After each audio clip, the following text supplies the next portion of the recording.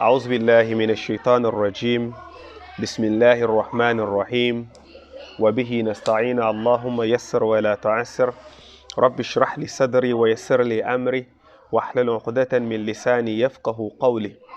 So last lesson we spoke about this particular book that we started, Muta'allim Tariq al Ta'allum, which is teaching the students how to learn. So before you learn, you need to know the ways and how to learn.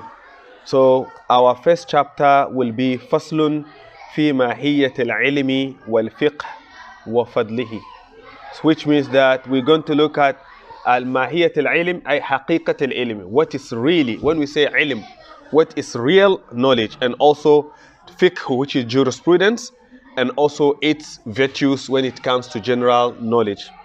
All right, so we'll be looking at what is knowledge itself. When we talk about knowledge, what do we mean?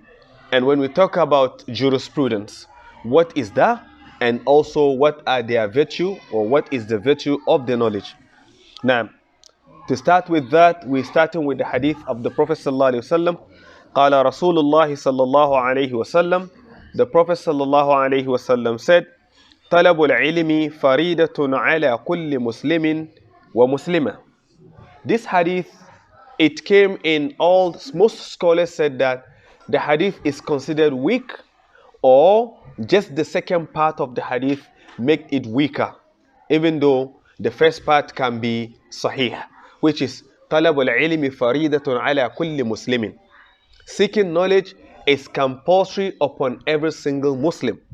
So that part, they said it is sahih, but the addition that came at the end by saying ala kulli muslimin wa muslima, which is it is compulsory upon every single male and female. That and female aspect make the hadith weaker because of other things that maybe you can look at when you're looking at ilm al-hadith. But having said that, the first part also by itself can mean both male and female. When you say طلب العلم فريدة على كل مسلم ومسلمة, or فريدة على كل مسلم, and stop there, by itself means seeking knowledge is compulsory upon every Muslim. So it does not differentiate male or female. All right. So when you look at it from that angle, then you will then appreciate, regardless of that sort of idea of words that are saying that it is da'if. When you look at it from this point, you know that it is okay. And also the meaning of it, as you can see, Allah subhanahu wa ta'ala himself, when he started the Quran, the first revelation that came in the Quran, Surah Al-Alaq, what did Allah subhanahu wa ta'ala say? That is what is telling you importance of knowledge when it comes to Islam anyway.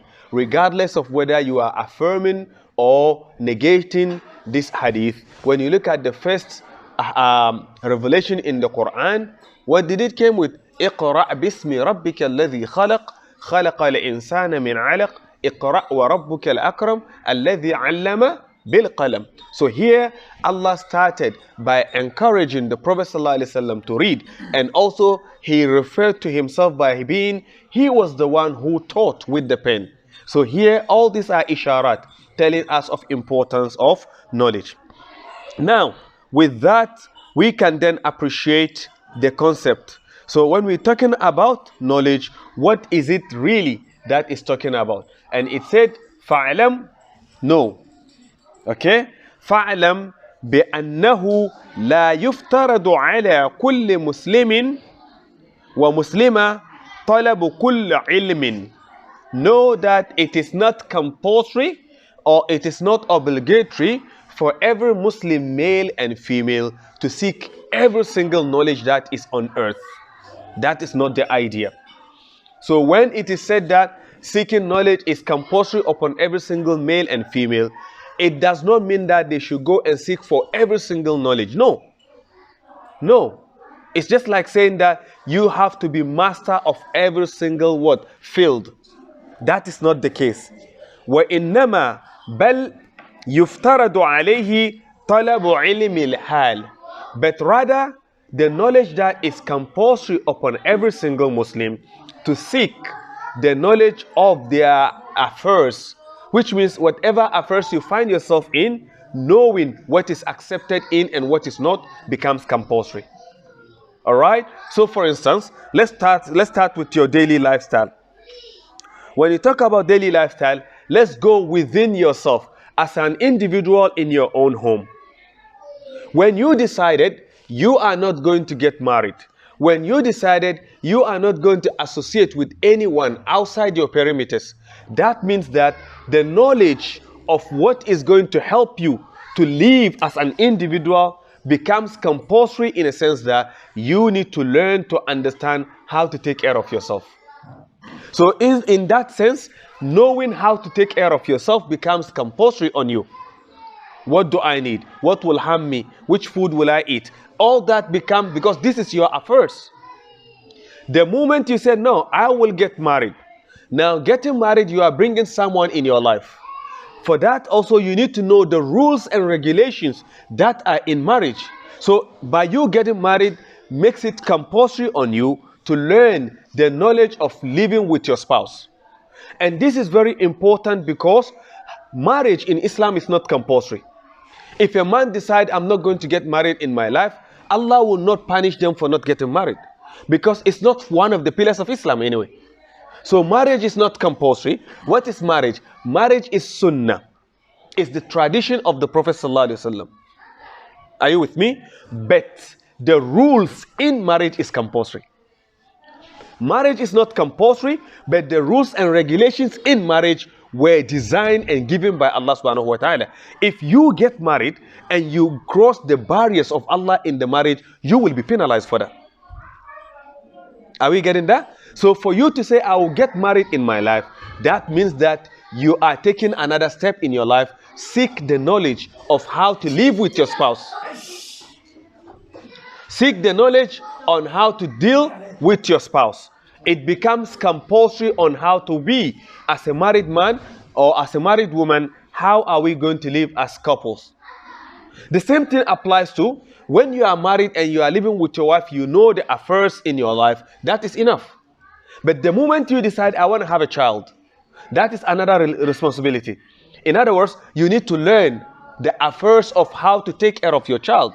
You know, there's nowhere in Islam where it said that women are to be changing nappies. No.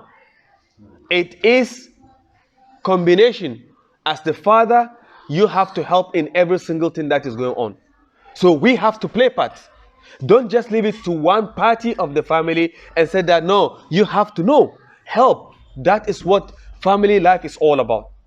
The moment you said you are going out of your house to be part of the society, the community, there are responsibilities. So you need to know. So when it said that it is not compulsory upon you to seek all other knowledge, but rather knowledge of your affairs, which means the things that you find in your life.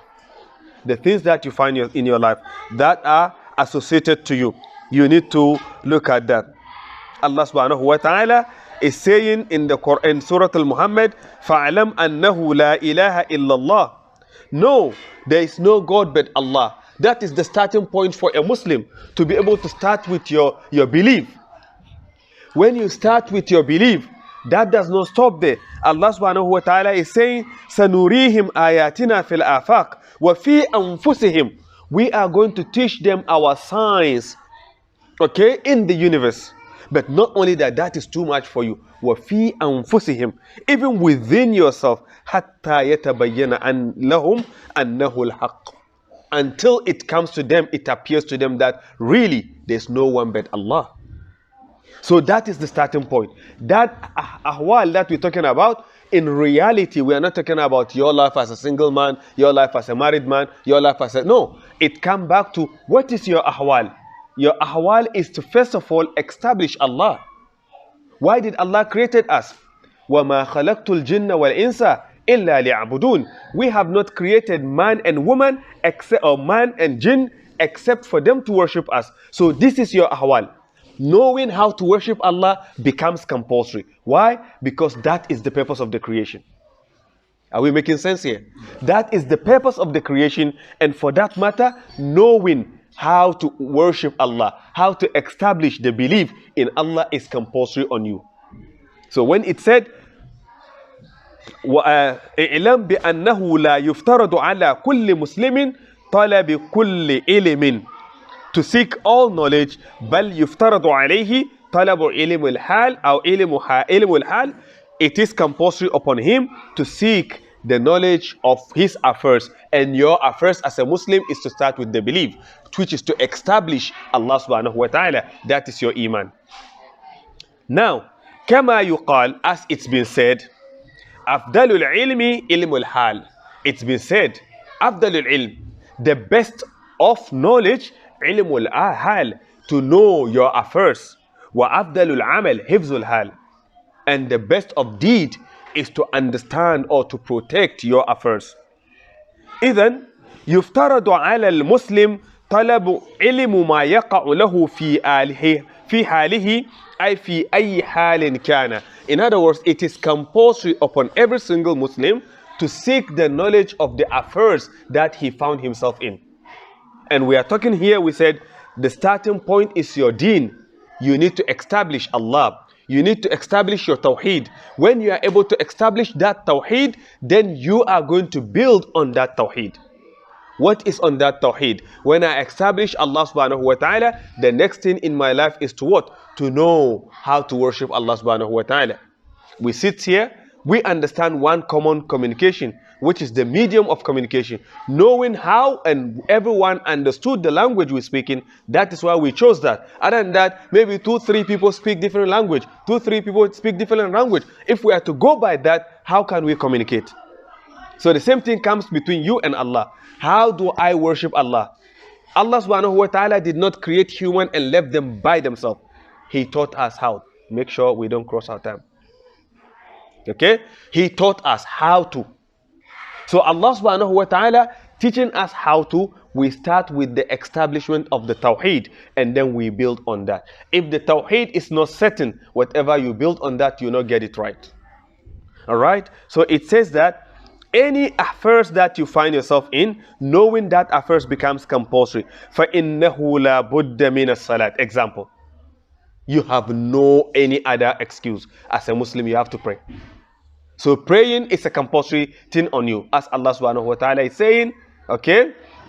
If Allah subhanahu wa ta'ala said in the Quran, you have to pray. Now, just the prayer is compulsory. Can the prayer be accepted without wudu? No. Prayer will not be accepted without wudu. For that matter, performing wudu becomes what? Compulsory as well. Are you getting my point? We were all told, can you please, all of you, get on the roof of this building?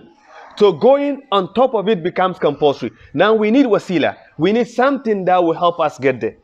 So whatever we're going to use to get us there becomes also compulsory. If that is making sense. So Allah subhanahu wa ta'ala said that we have to pray.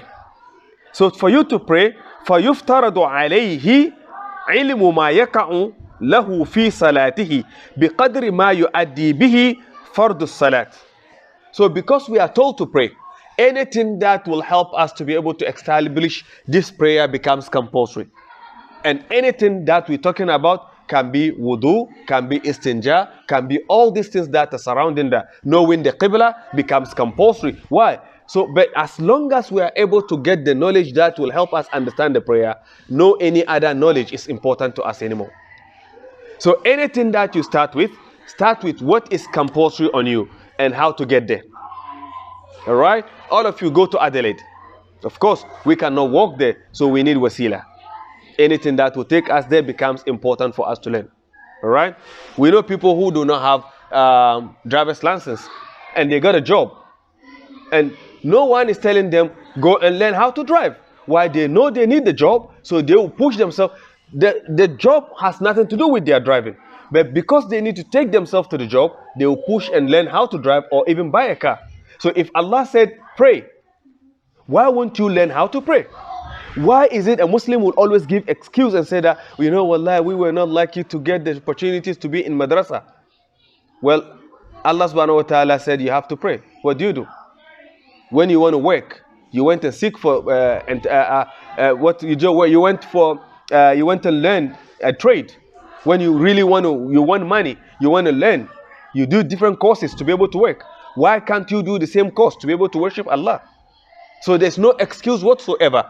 As long as this is compulsory on you, how to be able to get there becomes compulsory. It's up to you. No one is going to be behind you. So you cannot come on the day of Qiyamah and say to Allah, Ya Allah, sorry, I was born in Australia. You know Australia. It's not Muslim country. There's no that sort of discussion between you and Allah subhanahu wa ta'ala. You were born in Africa, you were born in Asia, wherever. You know where to go and get greener pasture. You know how to get your passport. You know how to get a visa. You push any ways and means that you want to be able to be here, and you cannot worship Allah. No excuse can save you on that day. So those are the ideas we want to put in place. So when we're talking about knowledge, it's not necessarily talking about every other knowledge, but really what will help you establish what is compulsory on you, if that is making sense. Now, وَيَجِبُ عَلَيْهِ علم ما يقع له بقدر ما يؤدي به الواجب. So any knowledge that will help you to be able to establish wajib, you have to also know that that knowledge becomes wajib. So anything that you're going to do, as long as doing that is compulsory on you, how to do that, learning how to do that becomes also compulsory on you. لأنه ما يتوصل به إلى إقامة الفرض يكون فرضا وما يتوصل به إلى إقامة الواجب يكون واجبا. That is why anything that you're going to do, what we call you go wasila, anything that you're going to take to help you. For example, I'm studying, I easily forget. Because of that, I need to take notes. No one is asking you have to take note. But if I know I don't want to forget, taking note becomes compulsory. So anything that will help us to be able to establish what is considered compulsory in our life, that thing also becomes compulsory. Anything that is going to help us to be able to establish what is wajib in our life, that thing becomes wajib. The same thing applies to وَكَذَلِكَ فِي الصَّوْمِ. The same thing applies to fasting. We have to fast as Muslims, so we need to know the knowledge. What nullifies our fasting? What makes it better? The same thing, zakat. We have to know about zakat, whether you have money or not. As long as it's part of Islam, Allah said do it, you want to make sure that you have knowledge about that. In kana lahu mal, that's for those who have money. Well, Hajj, the same thing applies to Hajj as we were talking earlier. In wajaba alayhi, as long as it becomes compulsory on you. How can it become compulsory? You have the means, you are healthy, you have the time. There's no excuse that you say you have to be old. It's not part of it. All right? So those are the things that we need to look at that. وَكَذَلِكَ فِي الْبُيُوعِ. If you said you want to do business, you want to be a tajir, you want to buy and sell, anything that consists of that, to make sure that you don't take someone's or take advantage of people, you have to know what is accepted and what is not. In kana yattajir, if the person want to do business. So we need to know everything that is within this sort of environment regarding our affairs. So when we talk about our affairs in general, today's lesson is just basically drawing our attention on what has been prescribed unto us from Allah subhanahu wa ta'ala that is considered compulsory. So anything that will help us to be able to achieve that also becomes compulsory. Inshallah, in our next lesson, we'll continue with this chapter to talk a bit about jurisprudence and why those knowledge becomes compulsory, as we started with prayer, fasting, zakat, and those that are part of our main compulsory aspect of our deen. So inshallah, we'll stop here. Subhanaka Allahumma bihamdik. نشهد أن لا إله إلا أنت ونستغفرك ونتوب إليك. سبحان ربك رب العزة عما يصفون وسلام على المرسلين والحمد لله رب العالمين.